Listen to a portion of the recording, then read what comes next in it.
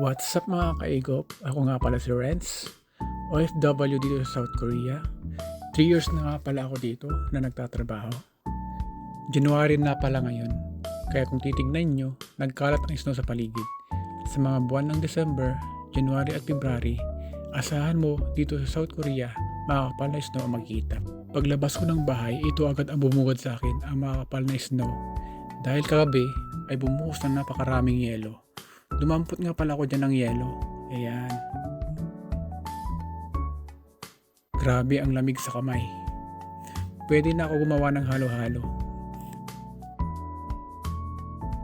Basa pala ang buhok ko sa araw na yan. Kaya kung titignan nyo, tumigas na sa sobrang lamig ang aking buhok.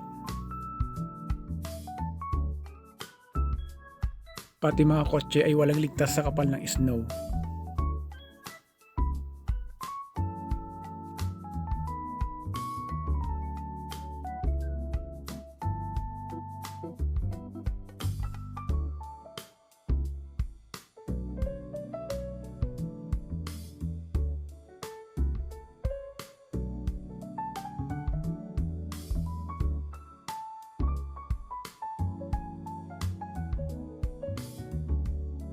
Umuusok pa ang aking bunganga dahil sobrang lamig.